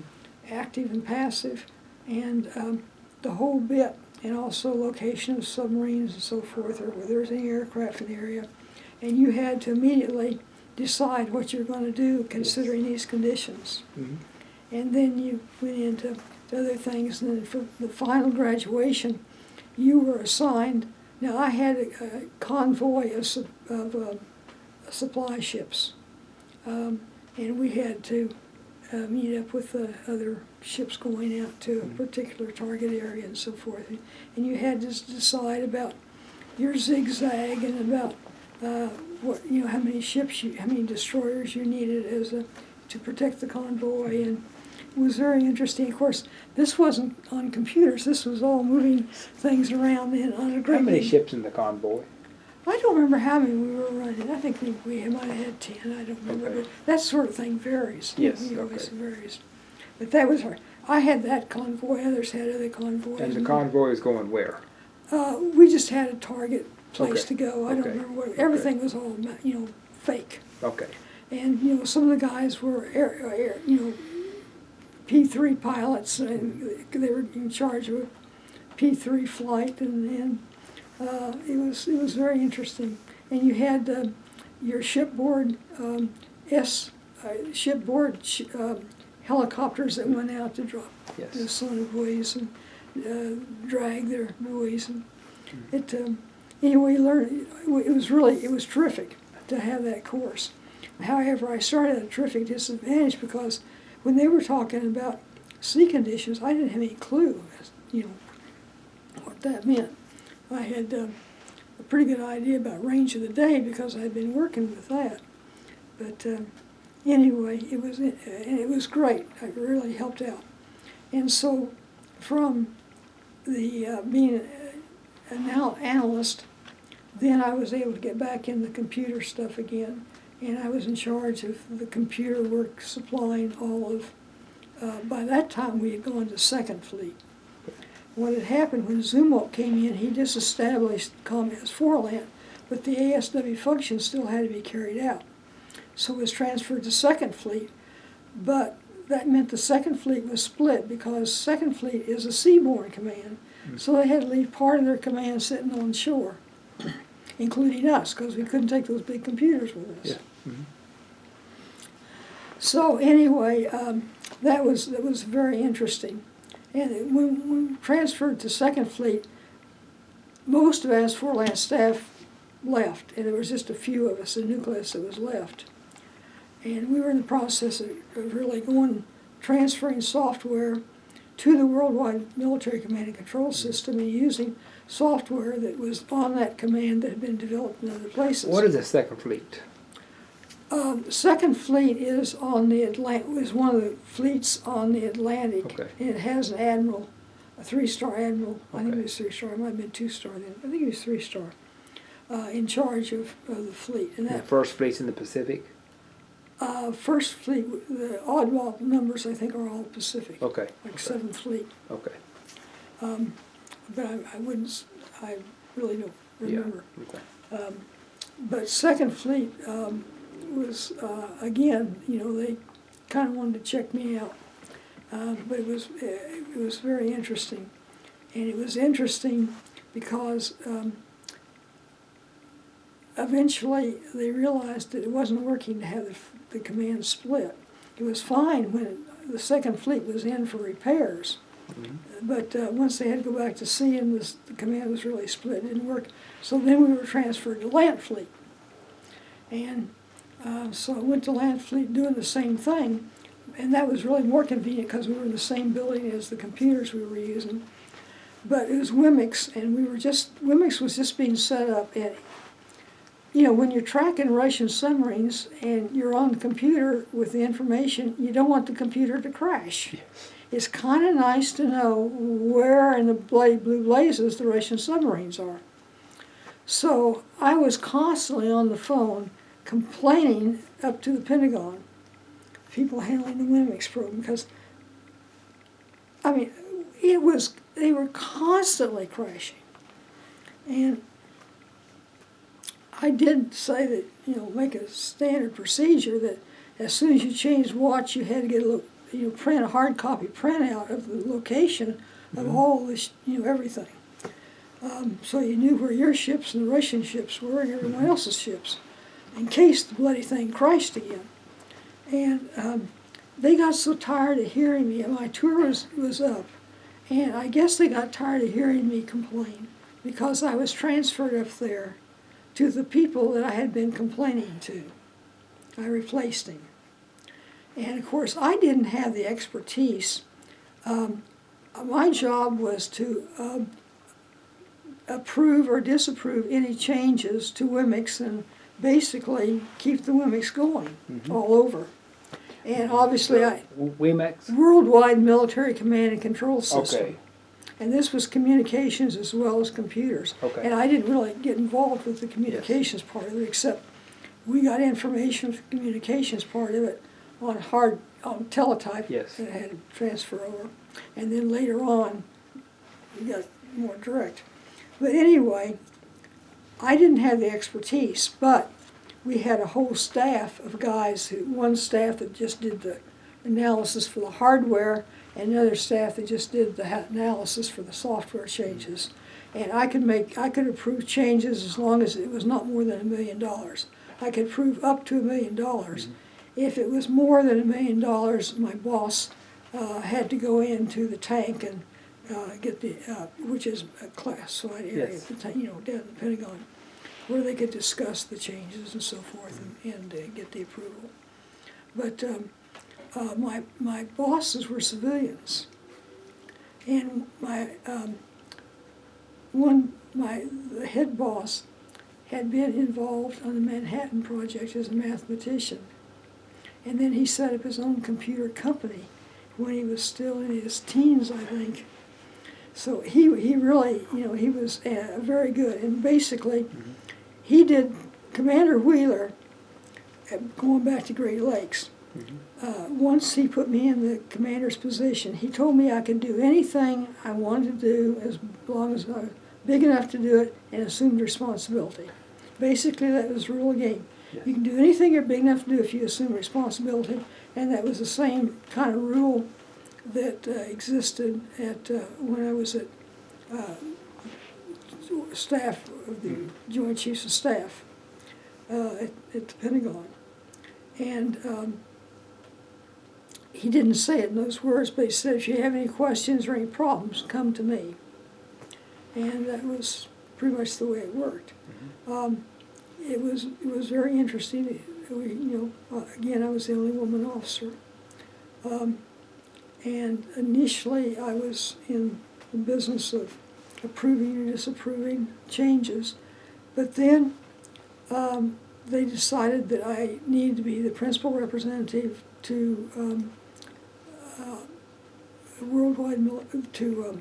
NATO. And it was called the MixWig. I can never remember the exact title of the thing. I know what they did. We were responsible for approving or any changes to anything having to do with exchange of information within all of NATO. And I was the second woman in the history of NATO to be her country's principal representative. And this is what I got the Meritorious Service Medal for. I thought it said somewhere what the MixWig was. North Atlantic Treaty Organization, Military Command and Control and Information Systems Working Group. Okay. MixWig.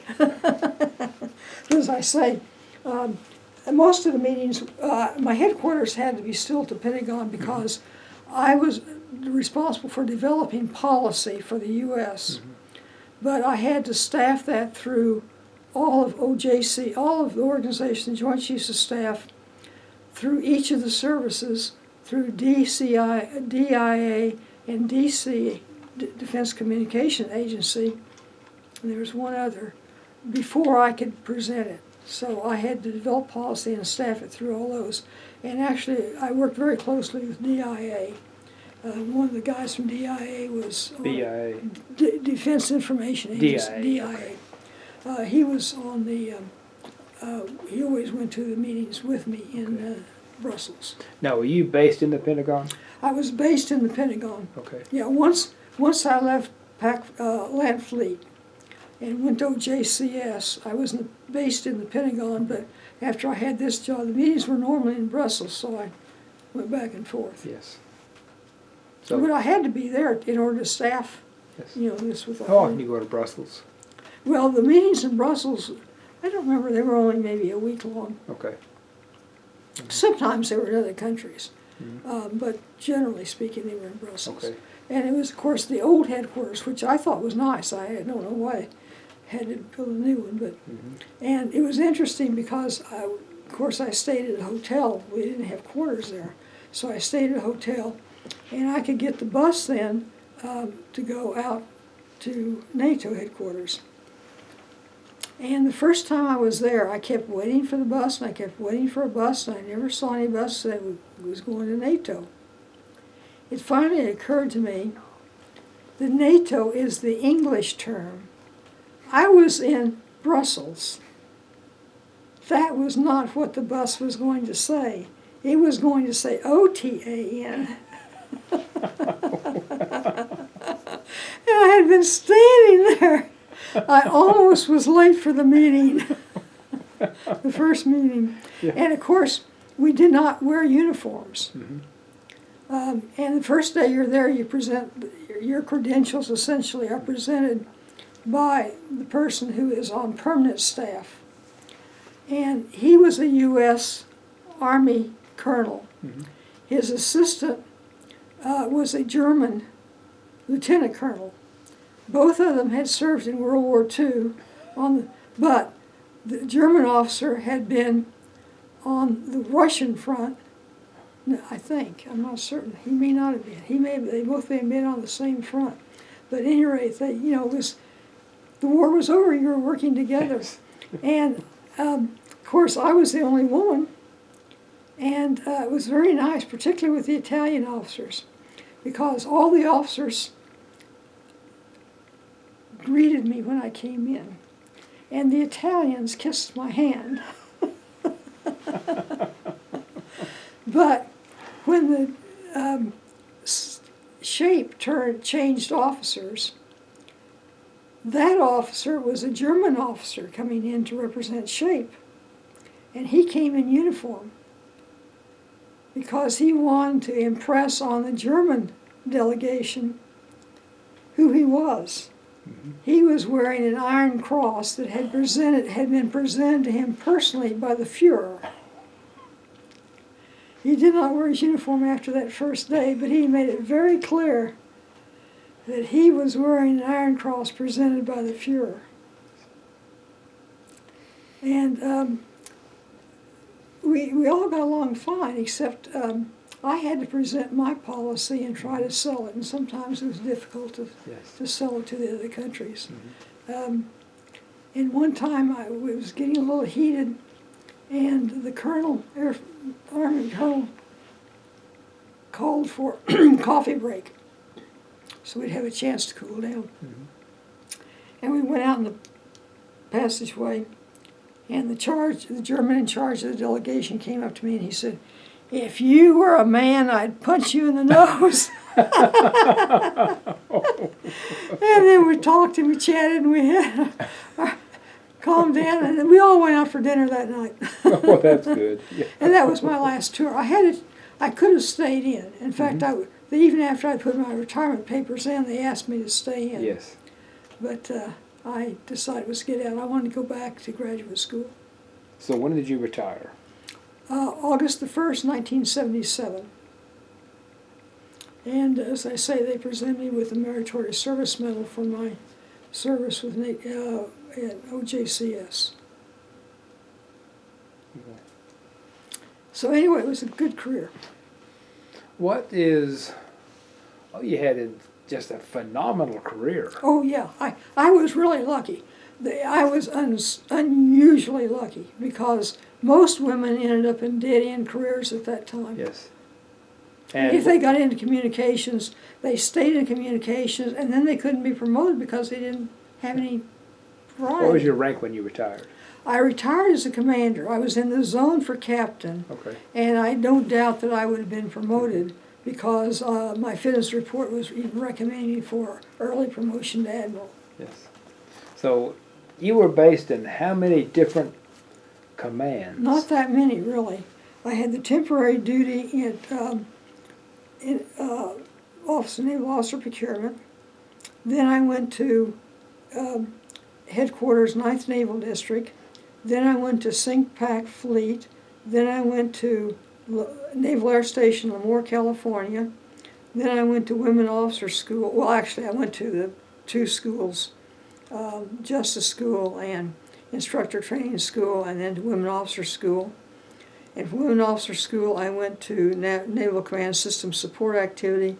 From there, I went to COMAS 4 Land, to 2nd Fleet, to Land Fleet, to the Office of the Joint Chiefs of Staff. Mm-hmm. You've had a phenomenal career. It really was. I had not planned to make a career of it, mm-hmm. but that first tour with Commander Wheeler, where I had so many opportunities, convinced me that, well, I'll stay in at least for another tour. Mm-hmm. And then I was at PAC Fleet with all the action that was going on then. I mean, you had the U-2, you had the ocean crisis, and you had just normal activities going on. I really, really was fortunate. Now, back to my question. How did the Navy change from the time you joined until you retired? For one thing, Admiral Zumwalt opened up rating groups to enlisted personnel that had never been opened. Basically, he took the approach that If a woman requests a particular rating group, we'll let her try it. If it works out, then we'll know it works. You had Admiral Fran McKee became admiral. And so you had you had women going to admiral. You had women that they could, for instance, a classmate of mine from officer candidate school was a lieutenant commander stationed down in Norfolk. She was married to a Naval Air Force flyer, and she wanted to have. She actually became pregnant, and of course she had to be discharged. And she decided, no, I'm not going to be discharged. So she wrote to the CNO requesting permission to stay on active duty. He passed it up to the Secretary of the Navy. The Secretary of the Navy decided to make an exception in her case.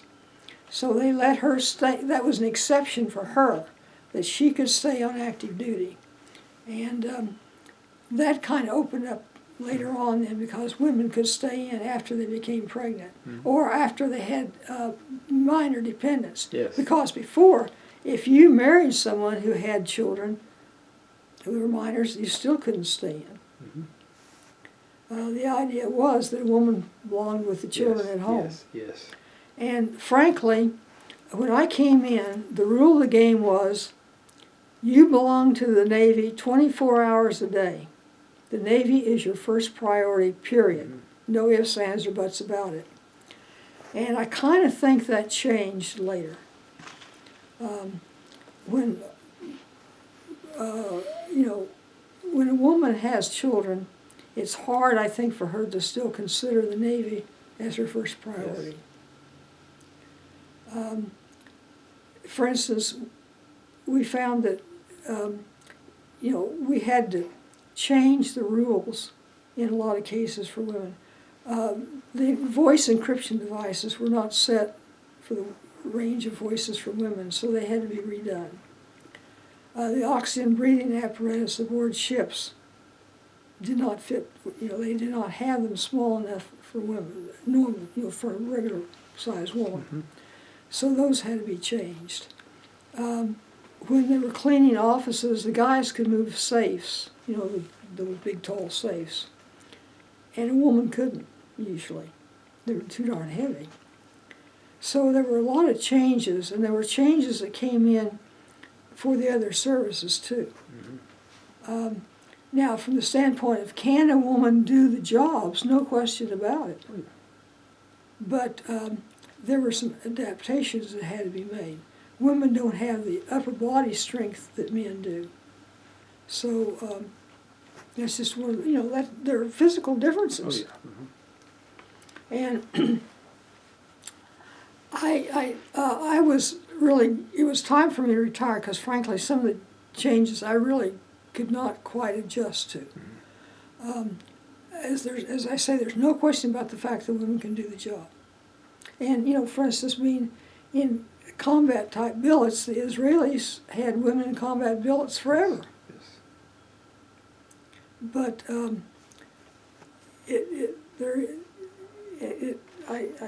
haven't been in combat, so I don't know how well it works. Now, did you get to Vietnam? No. Some of my compatriots, now of course the nurses did. Yes.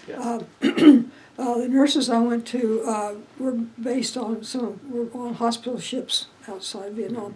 I don't know whether any of them actually were on shore duty. Women could request duty in Vietnam, and there were a few billets at the various headquarters, but not certainly out in the field. Nurses, and the same thing, of course, was true with nurses in World War II and Korea and Vietnam. Of course, we did have yeoman Fs in World War I. Those were women who were in clerical billets in World War I. Would you join the Navy again? No. I'm sorry you asked that question. If under the conditions now, I don't think I would.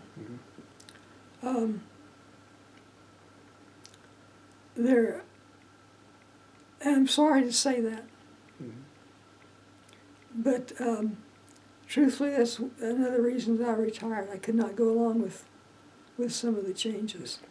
I know that after I had retired, I had planned to work with some of the core waves at Bethesda, and they were immediately transferred to hospital ships because the Bush 1 said that we could not let Kuwait go down the drain, and they had to be transferred back to shore, which meant that the ship did not have the number of people that they should.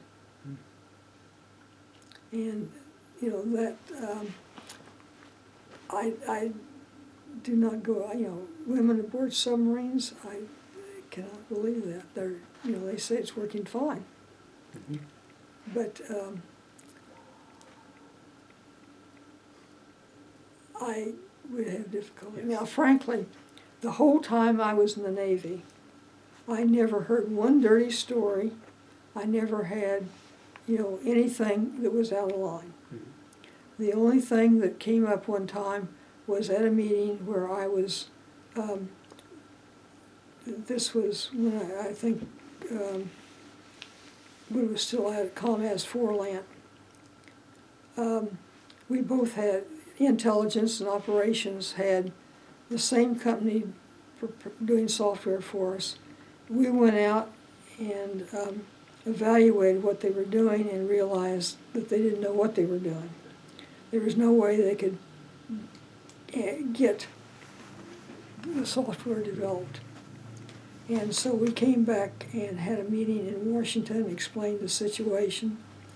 And so the company was dropped. And Intel did not drop the company. And I went around and around in a meeting with the captain of Intel, telling him that, you're wasting government money because they're not going to be able to get there. And he disagreed with me. And it's the only time I ever heard anything that was out of line, because he said, "Get that bitch out of here."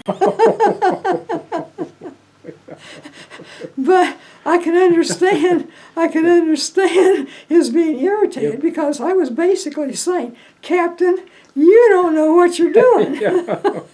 So you've traveled the world, and you came back to Ponca City. Yeah, actually, of course, this was my home, and Yes. I did not know that I was going to be able to make the adjustment from living in Washington, D.C. to living in Ponca City, because I was living in Northern Virginia, and it was only about 5 miles from the bridge. Had a very nice home, and lots of friends there, and I just didn't know, I had friends that had tickets to the Redskin games.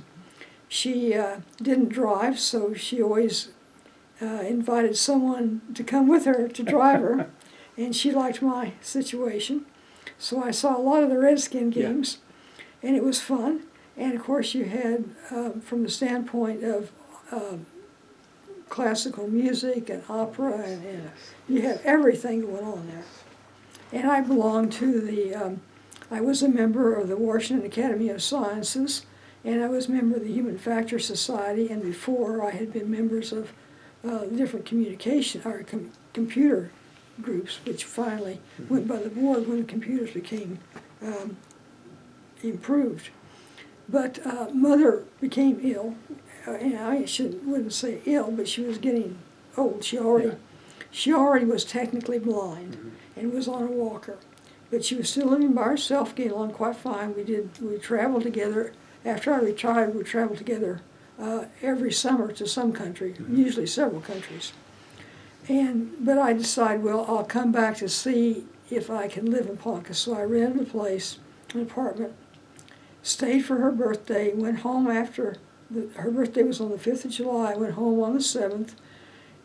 I had appointments in Bethesda on the 8th. I came back, and there were a whole bunch of messages that Mother was in intensive care.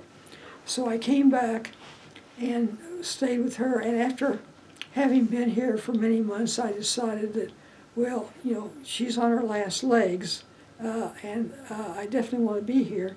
Plus the fact that, the cost of living is a lot cheaper in Ponca City than it is in Northern Virginia. Yes.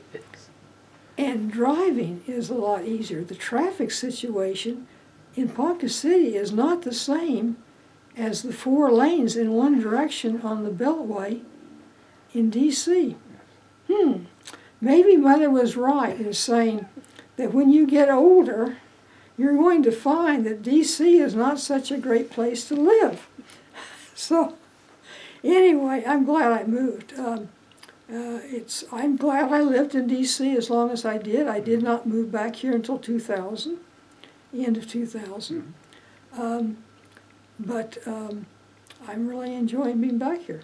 Well, ma'am, this is an excellent interview. Well, I can talk a person's leg off. Well, I'm going to thank you for your service and thank you for the interview. Well, thank you very much for interviewing me. As I say, I was very, very fortunate.